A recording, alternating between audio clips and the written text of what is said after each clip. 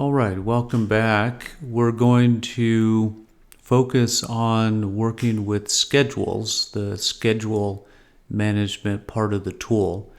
So what I'll do is navigate to the projects area, and again we'll pick on that OneDrive project. So let me go ahead and drop in there.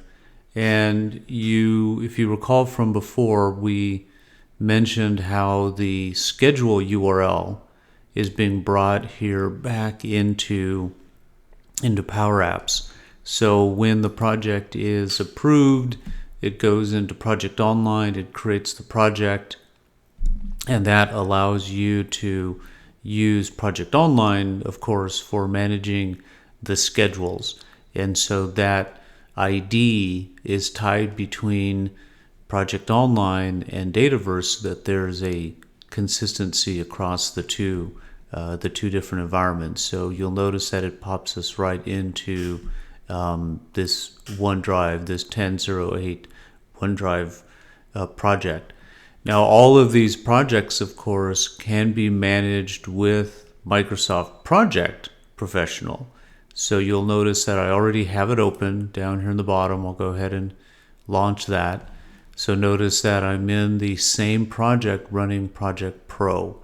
So what you'll find is that many of the project managers will just simply go into Project Pro and work directly within the application to make updates to their schedules, and so that they don't interact a lot with the actual Dataverse schedule part of it. They just work here within Project Pro.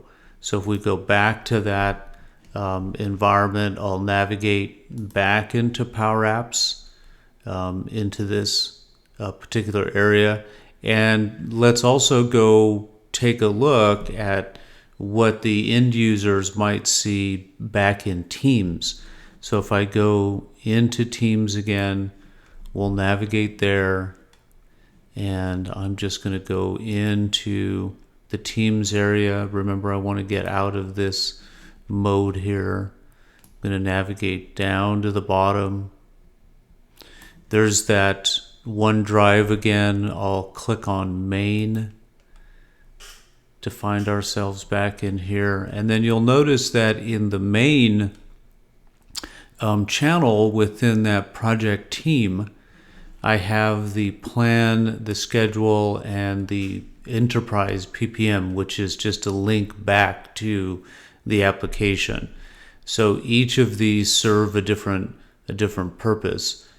Here's the schedule, the one right here in the middle, which I can click on. So the link back to the schedule URL can then also be placed within the team.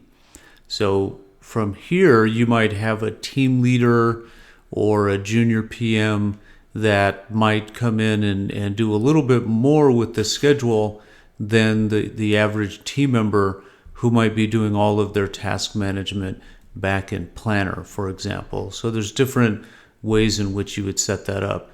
But the fact that you can allow for access into the schedule with varying degrees of permissions, that's an important point. And as I mentioned, you can get back to the app from here if you needed to go in and work with any of the properties or the settings back in the app itself. So now we're back in Enterprise PPM and then navigated to that project. All right, so that's a little bit on working with the project schedules right within Enterprise PPM. All right, see you guys soon.